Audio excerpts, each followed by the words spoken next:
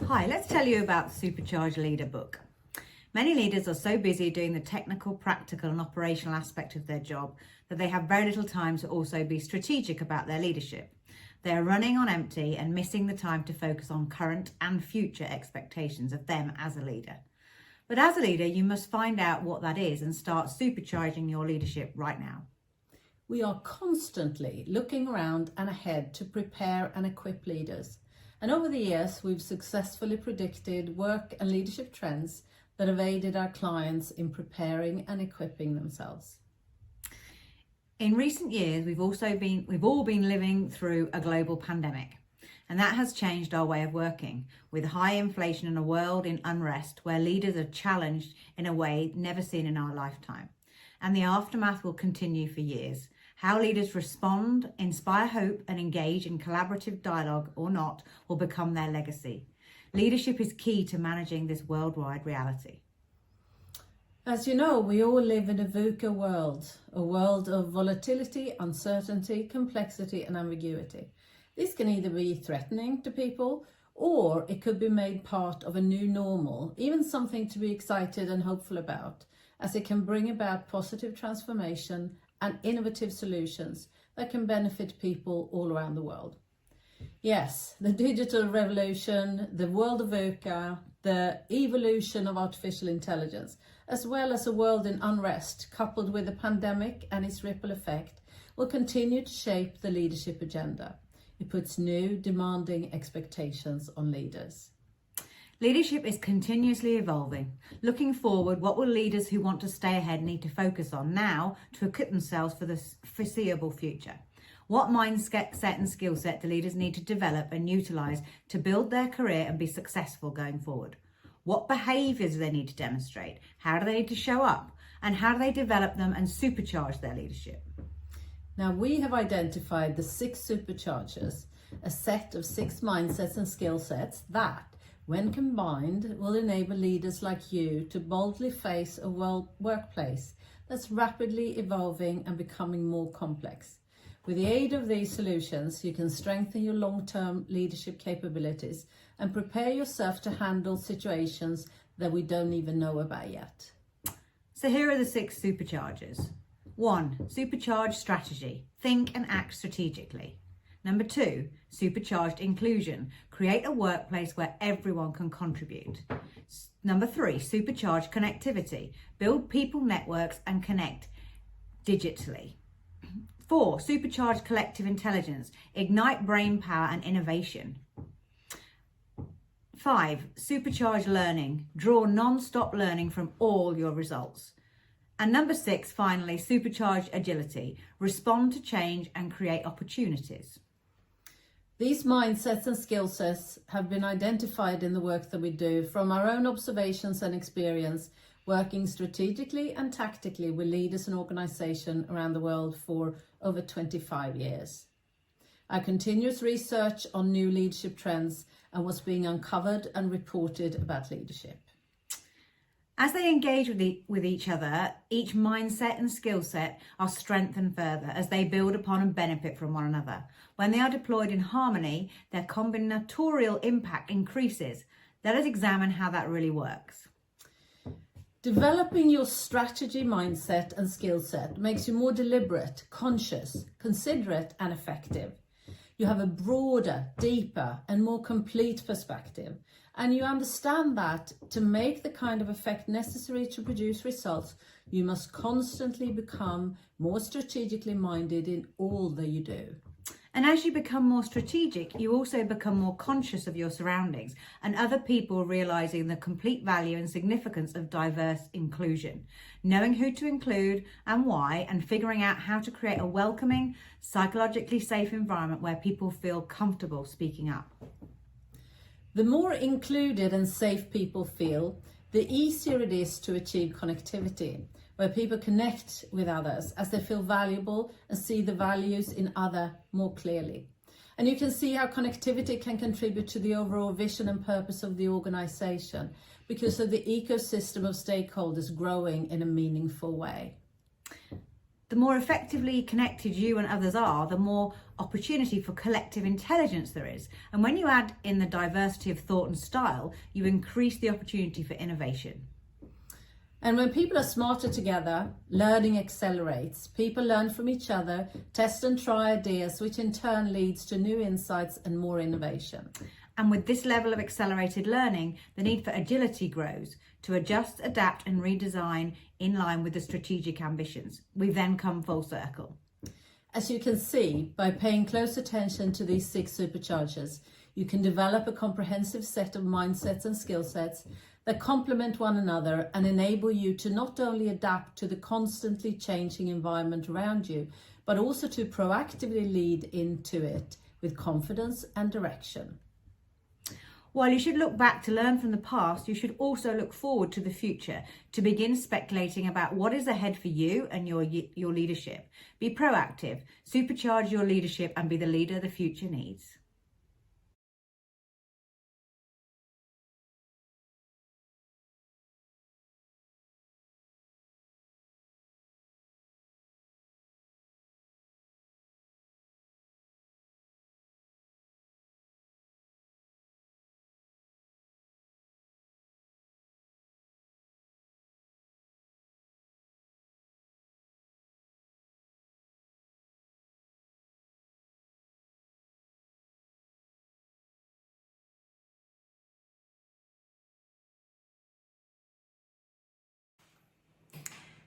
So Mandy and I get a lot of questions about our book writing. So we thought we'd share a few of those questions and answers with you. Yeah, what fun. So let's look at the first one. This is the one we get asked quite a bit. We're going to pick them out.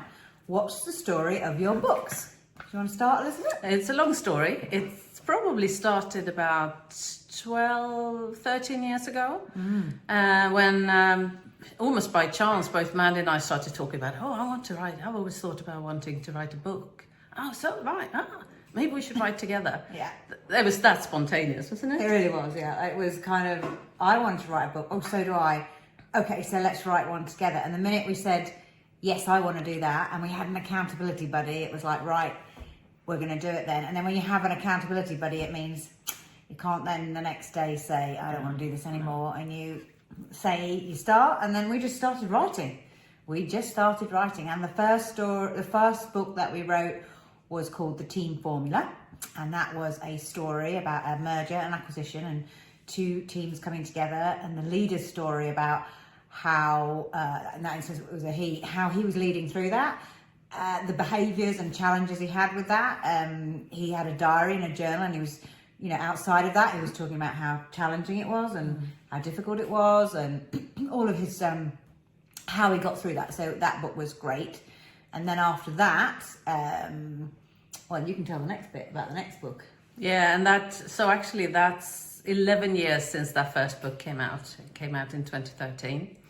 And then after that, we started to write a sequel to it because we'd planned a series of 5 books with some of the same characters. And but then we were approached by our current publisher who asked us to write a more sort of regular type of book about leading teams rather than a full storybook. So of course we accepted that very kind offer, and then we wrote a book called Leading Teams, 10 Challenges, 10 Solutions. Yeah, what happened then? Well, we really enjoyed that book, and that book was, again, what the publisher liked was that we told stories, but then in that book we told a story and then we kind of broke the story down, and we picked up the top 10 challenges that we've seen teams be challenged by over the years, and then gave lots of solutions and what you should do. And that was really enjoyable and fun to write. We had fun writing it. We had fun with the stories. And what we find is anybody who reads that book says, was that about me? Was that our team? And we've got one of those in our team. And of course, that's how it kind of rolls. And we kept the characters alive from the Tim Formula into that book, and then on to the next book. So after we wrote that, then the publisher asked us to write the next book, which was part of a series, which was called The Leader's Guide 2. The series was called The Leader's Guide 2, and it asked us to write the next book in that series, which is called The Leader's Guide to Impact. So we wrote that book, as the next book. And again, using our interesting stories and making them into practical, real, what can you do? So what Elisabet and I like to do is tell the story, frame it, and then say, but what are the practical applications? What can you actually do to then make this work in reality in your own team, your own leadership, your own world? Mm. And it's funny because a lot of people, another question we often get is that you have a lot of stories in your book, so tell us about that. Why do you tell stories? And it's true that we've found, and you probably agree about this, that as human beings we connect so much more with stories rather than just sort of dry facts, if you like. So that's why in all of our books we are continuing to do little stories, even if it's not a complete storybook. But it's also quite fun that we've sort of gotten attached to some of our characters. And because we've lived with them for so long, they've taken on their own life almost. So for that reason, it's nice to use them continuously in the other books. So for those who have read the first book, The Team Formula, they will certainly recognize some of those characters.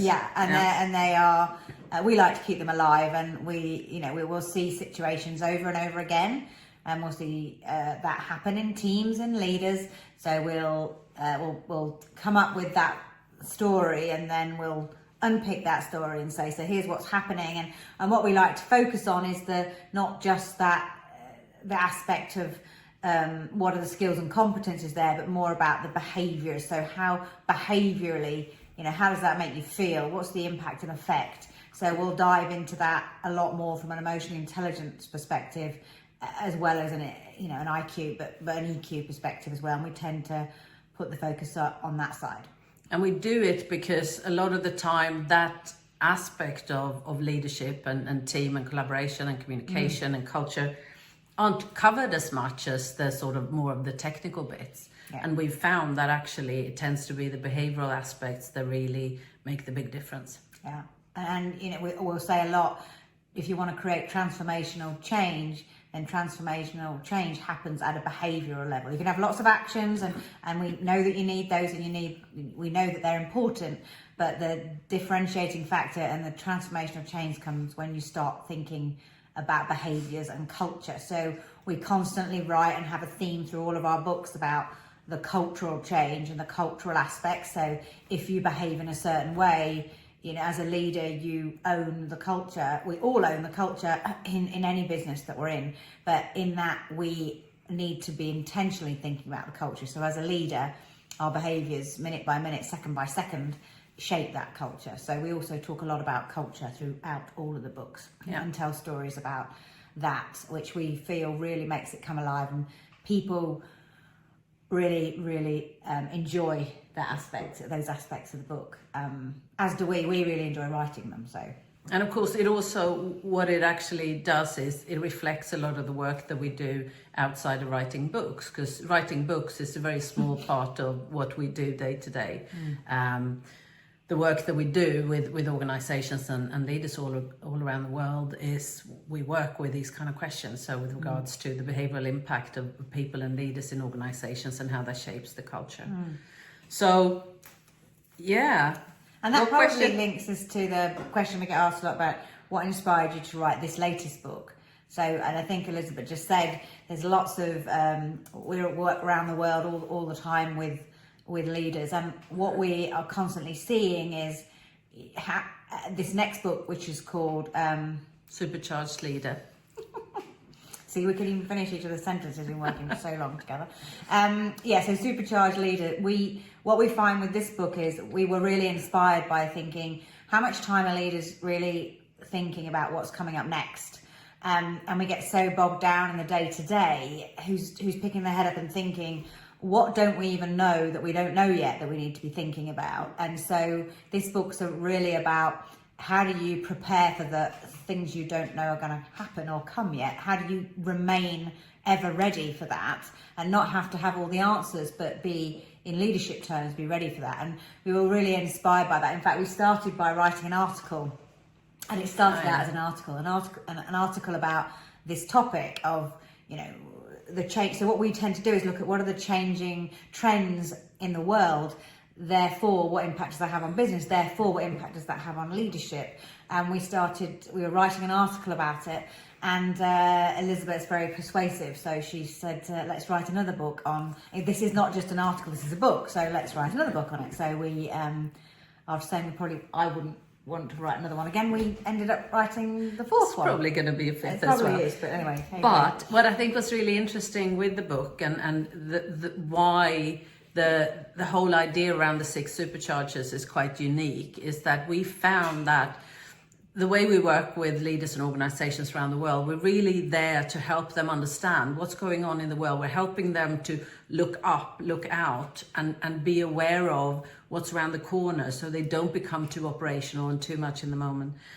And more and more, as we're doing the work that we do, we realize that the world is changing so fast now. Everything is just going at such a massive pace that the only thing you can be prepared for is that anything can happen. And if anything can happen, there are specific mindsets and skill sets that will help you to deal with anything. And that's really what this book is about. So it's really saying that by understanding these 6 mindsets and skill sets, these 6 superchargers, it really helps you to, at any given time, straight away know, okay, how do I need to think about this strategically? How do I include the right people in it? How do we continue to learn together? And all the different aspects that makes up the sort of the heart of this book. Yeah. And that's really why we wrote it, and why we are at the conference here as it's launching in May to talk about those really important topics. So one of the questions that we are asked, and here's the next question that we get asked a lot, is, what are you doing at this conference? So at this conference, we are here to talk about supercharged leaders and supercharged leadership, and we are running a couple of workshops on that. We're running them on supercharged leader for people leaders, for leaders of people, and also for individual contributors, so those people who are informal leaders. So what we believe is that leadership is the act and art of influencing others. So if you have to influence others, then you're a leader, whether that's formal or informal. So we're here to help people through that, help people with that, and talk about the 6 superchargers in much more depth, let people explore them and think about them, and have a real thought-provoking presence here. So we're running a couple of different workshops with that. We're part of the team charity events as well. And we'll also be guiding a few teams specifically in really being able to apply this for their specific team, which we're really looking forward to.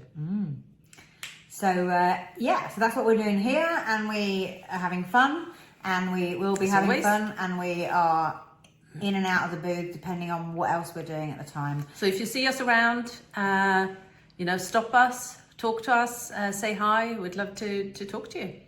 And the last question that we get asked, which people love, is how come you're writing together? It's so much easier, and people are sometimes surprised by that, because they say, oh, but what if you have really different ideas about things, or you're not both equally committing to the task you've taken on. And I think we would say that all of that it's easier to commit to something when you've promised it with someone else, because it could easily be, I think if I'd taken on writing a book on my own, I might so easily have started coming up with excuses. I haven't got time now, I'm very busy, or whatever that might be. But once you've agreed with someone else, and Mandy and I are very much people who sort of stand by their commitments, I've promised to do this, of course we do it. It's just made it easier, but also more fun. And we have different ideas about things, and we are different as people, but we also have a shared ethos around leadership and what we know, having worked together on and off over the years, what really, really works. And I think that also holds it together. Yeah, and I think what we do, what we say on the tin, so, what we write about, we do. So, we talk about teamwork, and we do that. We talk about leadership, and we live that and role model that, and we're really intrigued by it. We're inspired by it. enjoy learning about it, but we enjoy seeing it every day in the work that we do, and that's part of it. And I think we love what we do, and that is important for anybody. And we laugh a lot. We laugh a lot, and we have to have fun. Otherwise, we don't want to. If you ever come across us when we're writing at 3:00 in the afternoon, it's usually when we just laugh out loud, because it's one of those when the energy drops a little bit that time of day. But sometimes that's also when some of the really creative ideas come out. So it's a good thing. And because of our diversity of thought, we do have different ways of doing things. We bring different strengths.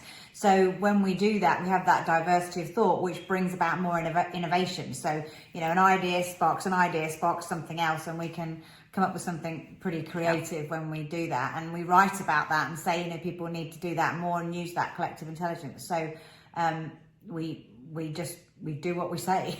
And but you got to have fun. You got to have fun doing it. Yeah. So good. Look forward to seeing you somewhere around. Yeah, we're here. We're here. So come say hi. Come say hi. And if we're here right now, say hi. So see you soon. Very good. See you soon.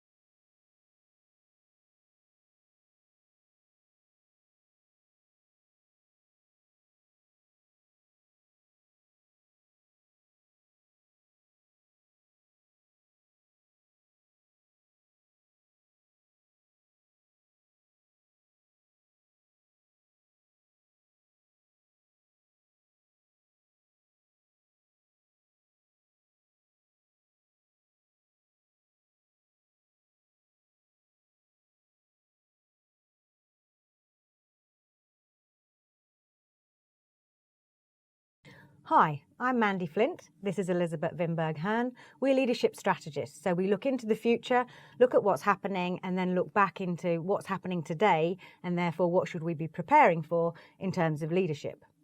And we've just written our third book, published by Financial Times, and it's called The Leader's Guide to Impact.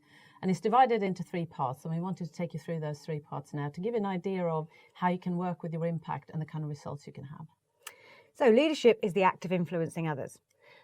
Everyone is a leader. So if you have to influence others, then you're a leader. And with that in mind, we take a look at your own impact and think about how that impacts others and the ripple effect. So I'm going to draw the ripple effect.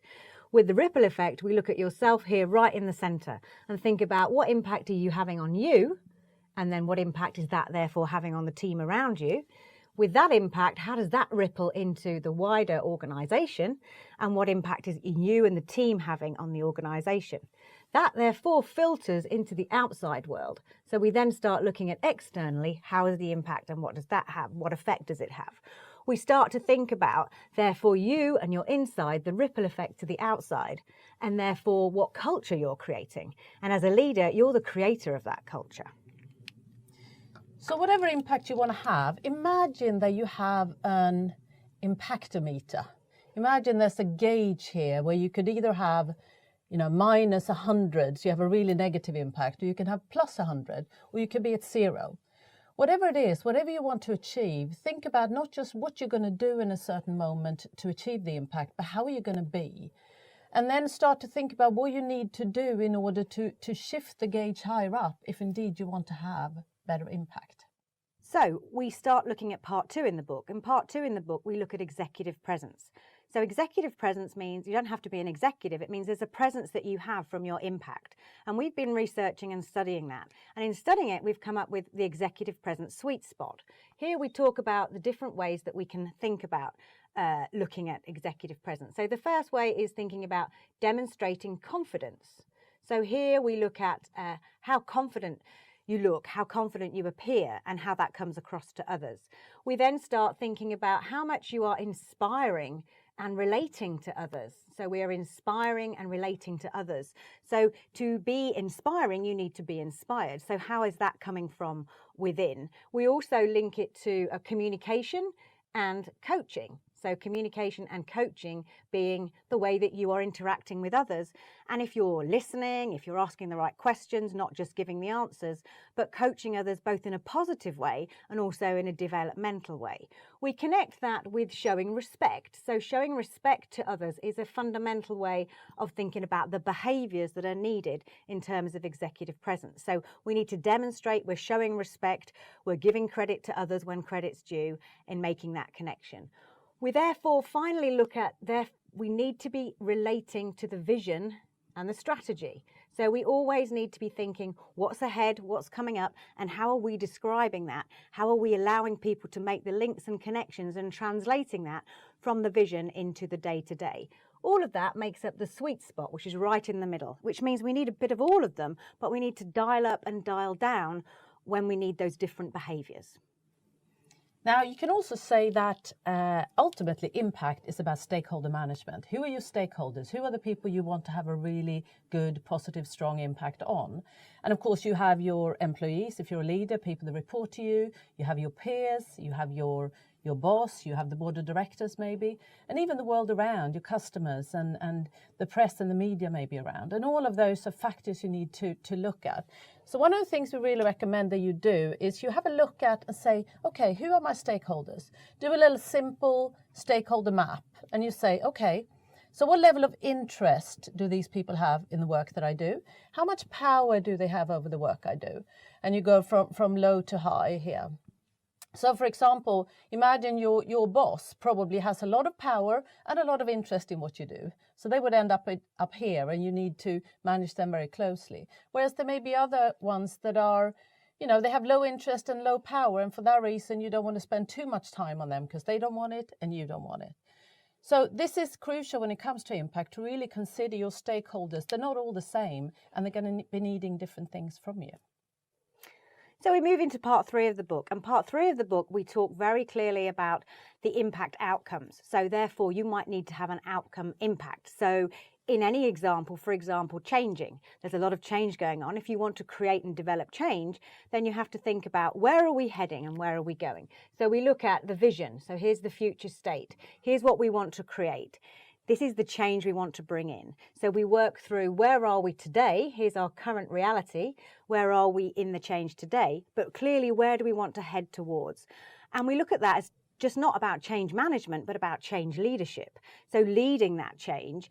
The clearer the vision, the clearer the strategy around what we really want to create, the stronger the pull towards that and the less the pull to today. So if we're trying to develop a change culture, a change dynamic, we need to make this very clear. Where's the vision? What are we going towards? And we might shift along the way. We might move in different ways off the path, but we're always adjusting back to that path. So in terms of outcome impacts, we're looking at the current reality and we're looking at the vision. So whatever impact you want to have, you want to consider the triple bottom line. What do I mean by that? Well, a lot of the time we talk about bottom line, we talk about making money. And actually, if you want to have an impact longer term, if you really want to think long term and have sustainable results, you need to consider a triple bottom line. So what do we mean by that? You want sustainable results, right? You don't want something that just lasts for a very short period of time. To do that, you really need to take into consideration all the resources you're dependent on to deliver your results. So in there, you've got your people, right? You've got the people you're dependent on, you've got your employees, you've got your suppliers, all the people you work with. You've also got the resources, the planet's resources that you need, the environmental factors, the kind of energy you use, etc., etc. And also, of course, you want to consider the money, you want to consider the profit. That's why it's called a triple P bottom line here, the people, planet and profit, all the resources you need in order to deliver results over time. They really need to be on your radar as you're thinking about the kind of impact you want to have. So whatever you do, be intentional about your impact, because your impact is your legacy.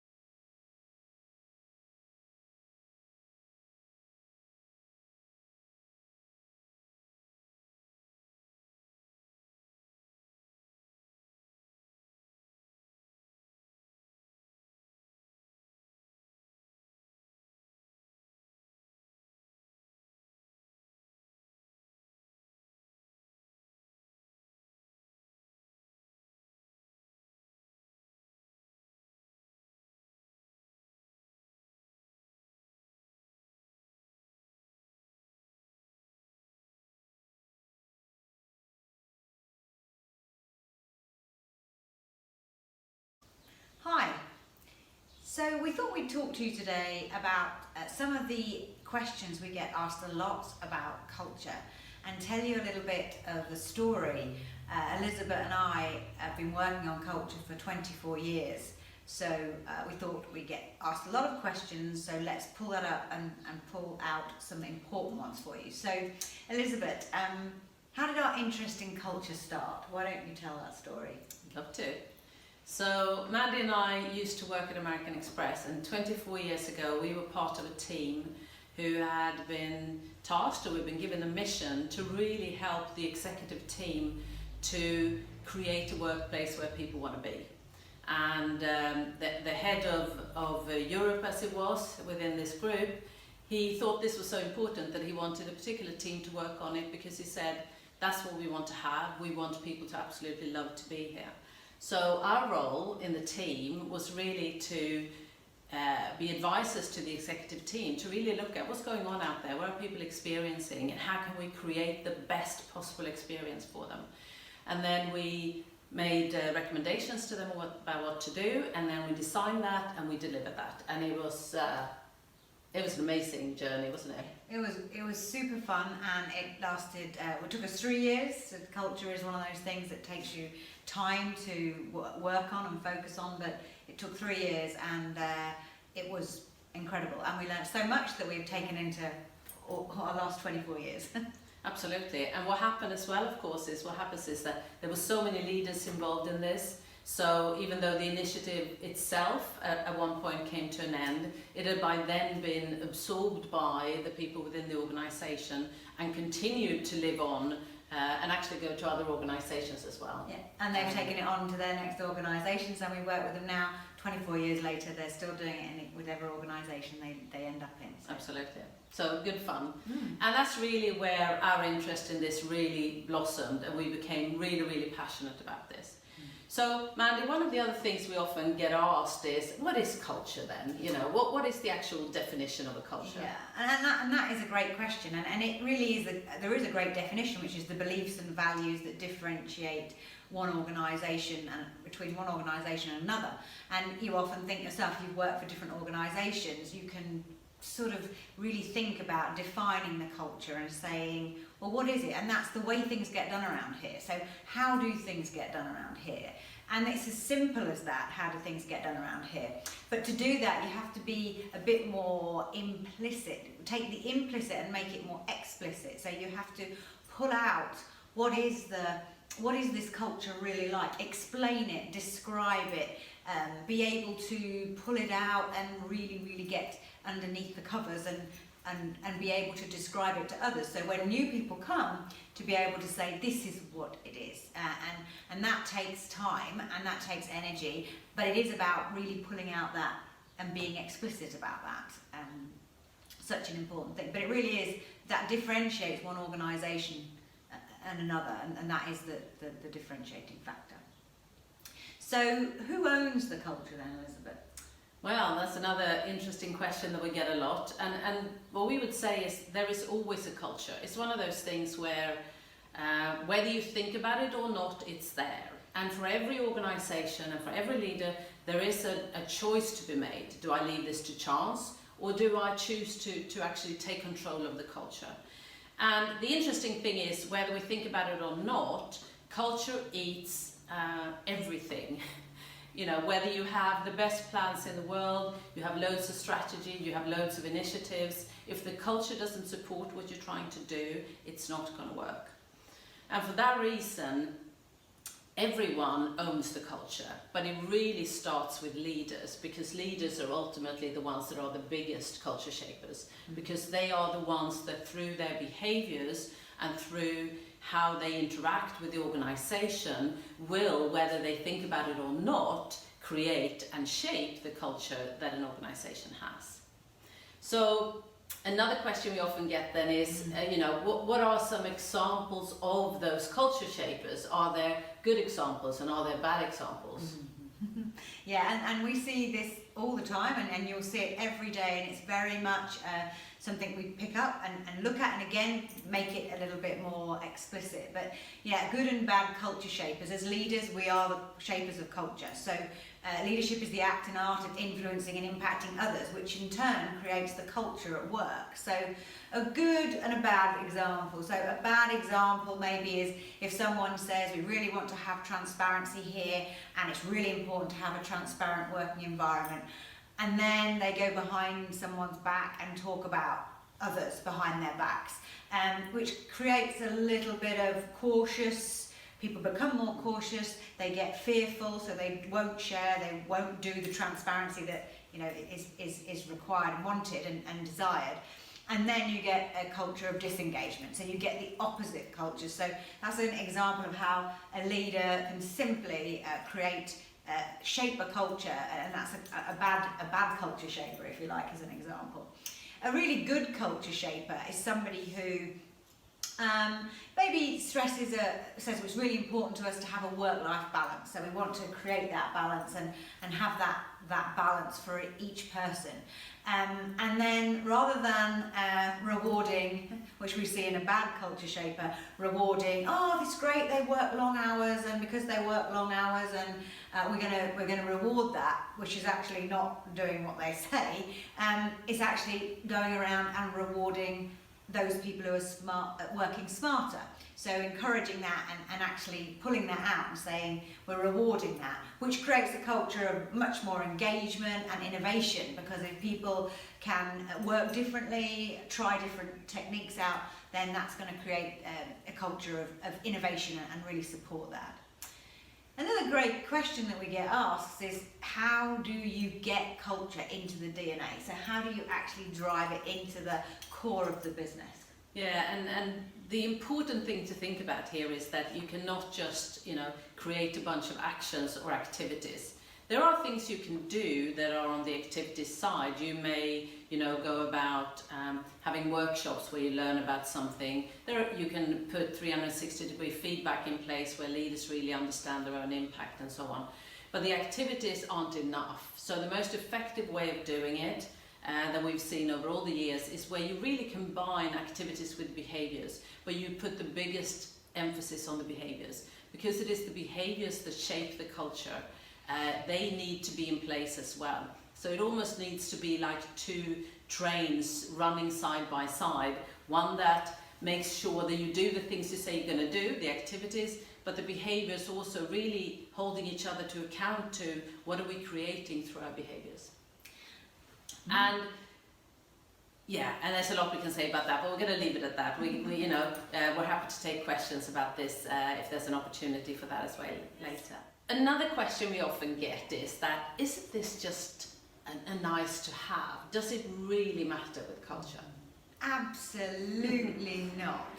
It's not just a nice to have, it is an essential, and it's critical in the world that we operate in today. We're talking about, we described our story of 24 years ago, but actually it's even more valid today, and it has been for the last 24 years. But high performing cultures outperform on all financial measures if you put the emphasis on it.